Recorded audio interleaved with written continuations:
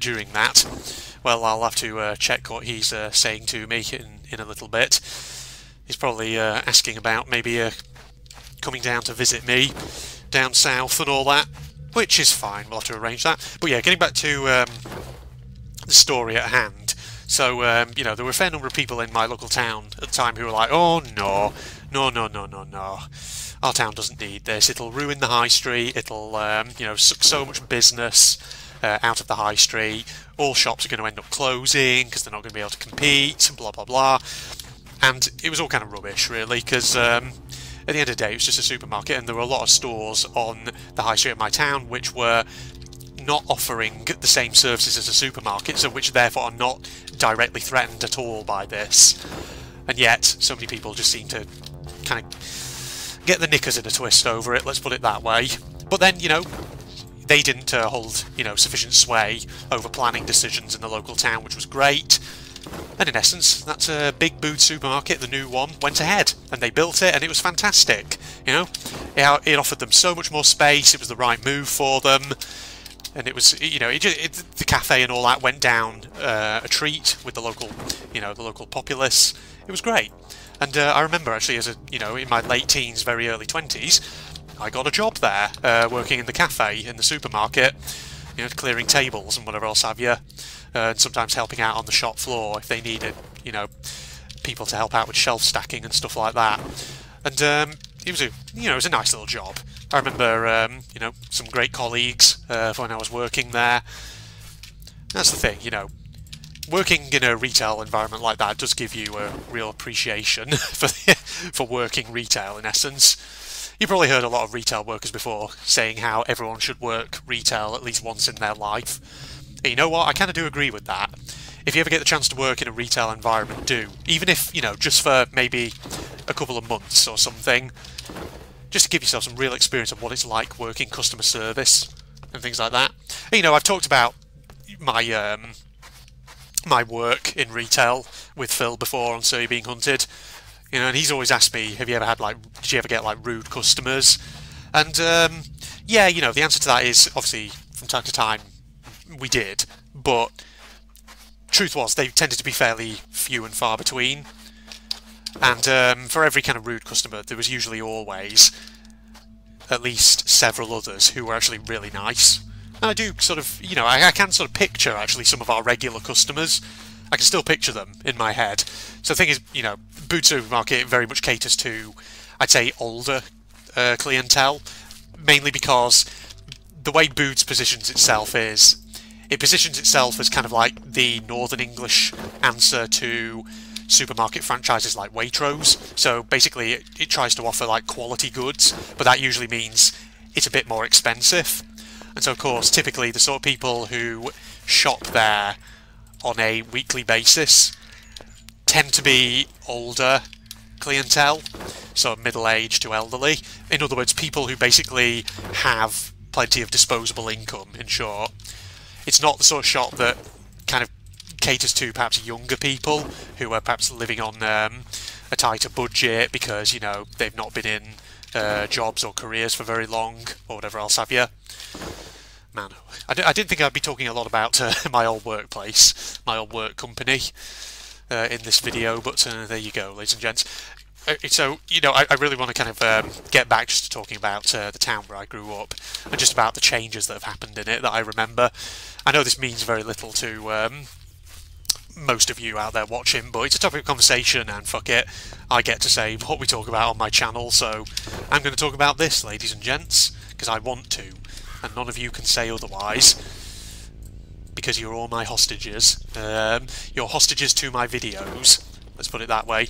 But I always remember actually back in my youth, and I'm talking about when I was very, very young here, when I was a very fucking young kid, that site where the new Boots supermarket actually stands, that site used to actually be occupied by a textile factory.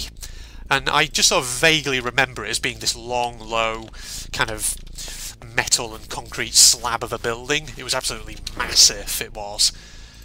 And I don't think it was two-storey, it was just, I think it was all a big single-storey building, but it was just like very long, like I say, big long building. And so, you know, after a while that went from the town, and the site where it stood was turned into basically the new Boots supermarket and a big car park for that supermarket. And, you know, as a result, that area of the town now looks so much better than it did when it was housing a friggin' textile factory. But there was actually another site, now that I think about it, in the town where I grew up, which generated a bit of controversy when there were proposals to redevelop it. So close to, well, I was going to say close to the town centre, so just off the high street of the town where I grew up, there used to be this old row of like stone bricked buildings, and they were an actual dump, they were, because they weren't used for anything. But you know, at various times it was proposed to kind of tear them down, but people always used to get up in arms because they were like, oh no, you can't do that. Because everyone sort of had this idea that they might be like a historic building, they might have been historic stables or something like that. And so everyone was like, oh no no no, you can't tear this building down, or this set of buildings down rather, it's historic, we'll lose something. But I always seem to recall that as time went on, there were kind of questions asked about whether these buildings actually were anywhere near as historically significant as people thought they were. Because I'm pretty sure there were like local amateur historians who sort of came out and said, is there actual evidence that this is indeed the case with these buildings, that they're actually that historical? Or are they something that actually went up in much more recent years? And ultimately those buildings were torn down, because as far as we were aware rather, there was actually nothing really that historical about them, or that particularly significant. So yeah, they went down in the end. And what ultimately sprung up on that site where they were a couple of new buildings, a fish and chip shop and sit-in restaurant, and a Subway. So Garstang, oh Jesus, I accidentally said the name of the town without actually meaning to, but I might just bleep that out, I don't know, because well, I don't know actually. I mean, I haven't said that I don't live there anymore. I don't know, I'll see when I come to the editing process whether I want to bleep it out or whatever, but it'll depend on how I feel. So basically my town got a Subway and a fish and chip shop and takeaway right in the centre of town, just off the high street, which was great for it, you know. Having said that though, in the time that I still lived back up there, I don't think I ever really went to that fish and chip shop, which is a shame. Probably should have done that. Probably should have, you know, probably would have been very nice to actually go there and get myself a takeaway or something from it. I think I went once, but I don't really remember it too well, to be honest. So yeah, there was that. And you know, I've been thinking as well actually of another location from my youth within my town where I grew up that I can actually remember. I can still sort of picture it in my head. And this was really quaint, this, and I do feel quite a big sense of nostalgia actually now that I think about this. But at one time in the town where I grew up, there was this big sort of site kind of behind the town where, I don't know what it was like this kind of, what was it, like a kind of, it was this big set of big sort of storage tanks, like oil storage tanks or whatever they were, and they were owned by a company that, I don't know exactly what the deal with this company was, what really ultimately they traded in, but they had like a storefront at the kind of before this big site where they sold things like garden and homewares. So you know, basically domestic tools and gardening tools and kind of tools for like farming and landscaping and stuff like that. But you know, behind this store of theirs, they had this big site with these huge like big oil storage tanks on it. So I guess you know, that kind of shop where they sold all that stuff was maybe just a small part of their business. But I always remember, alongside that site where those storage tanks used to be, there was this tiny little box of a building, and this was such a kind of small town, small rural town, quaint little thing. This little building was basically a model train shop, and I remember going in it when I was very, very young as a kid, and I can still sort of vaguely picture it in my head, and it makes me feel kind of sad, because I remember it being a bit of a pokey little shop, but I remember it as being that sort of shop which really just captured your imagination as a kid.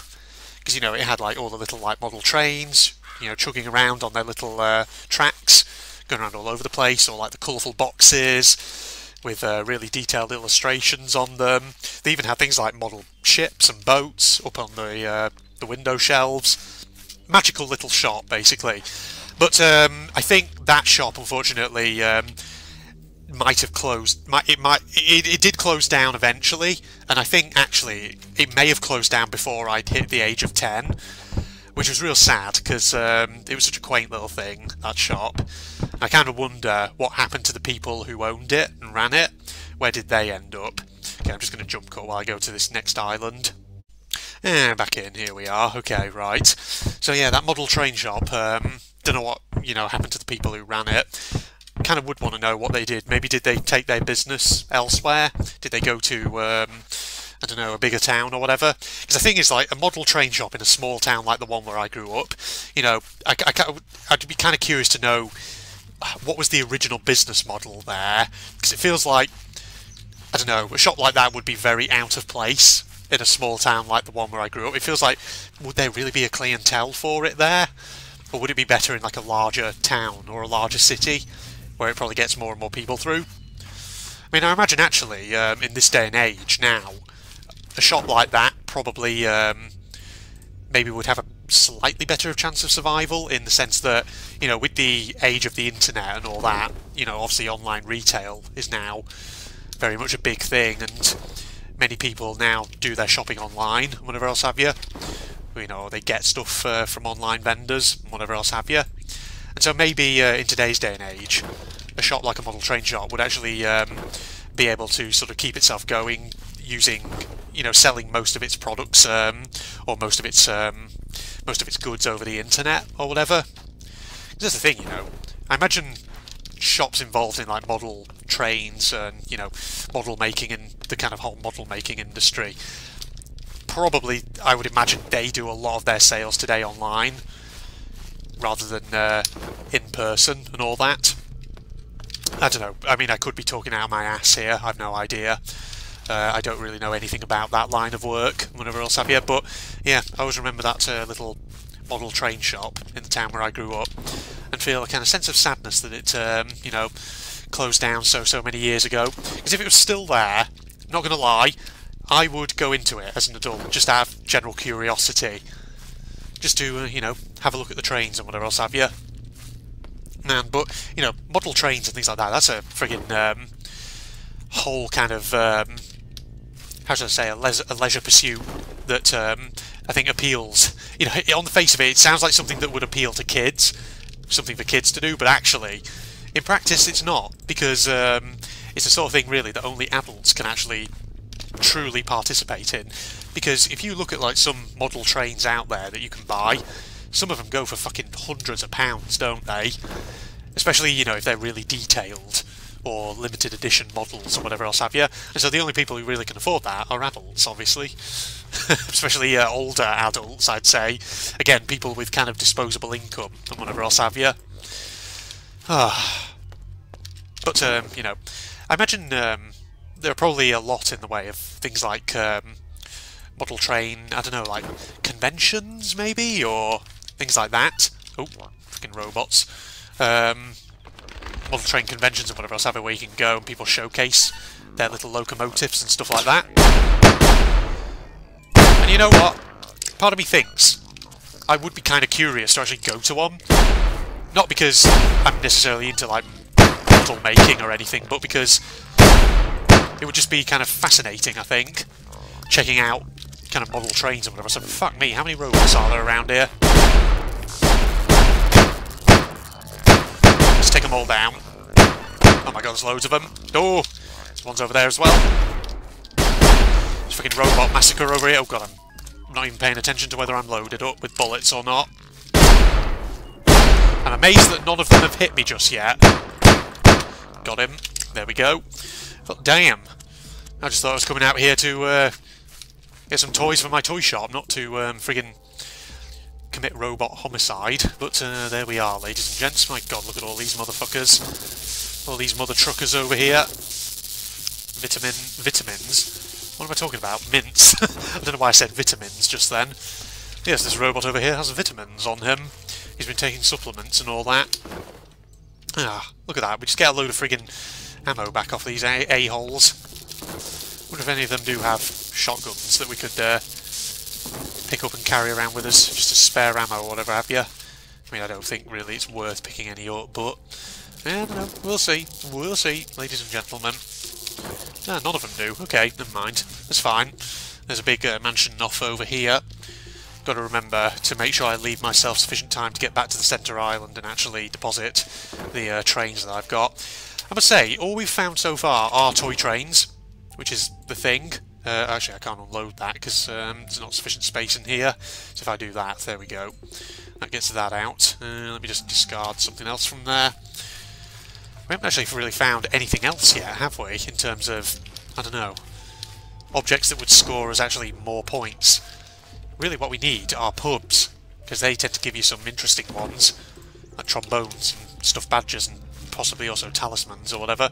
Alright, maybe we'll move away from the village for a bit and just have a look for large structures, because that might be really the way to go here. Just thinking. Ah, dearie me. Go over here. Oh, well hello there, how are you doing? You're just a lone robot defending your fucking... I must have killed off his companion a moment ago. There's a damaged up mill over there, but that's not what we need. Surely there must be other large structures. Probably what I should have done is used the tips given naturally on previous videos. Maybe I shouldn't have... maybe I should have actually left the villages at just 1 bar or even 0 bars on the custom biome generation, and then maybe maxed out large structures. That might have actually been for the best, now that I think about it. Because we're getting a lot of villages, but so far the only real large structures we've seen are that 1 mill building on the central island and a couple of friggin' mansions.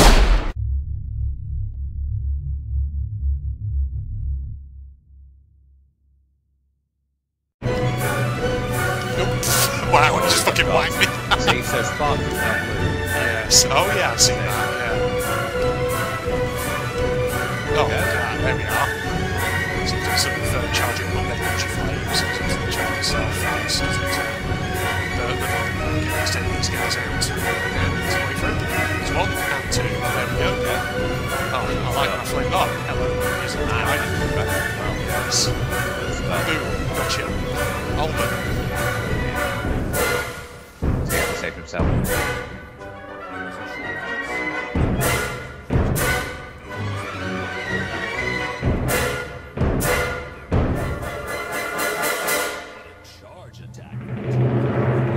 Okay. Metal armoured guys, right, we've got to remember that, Phil. Yeah, it's basically just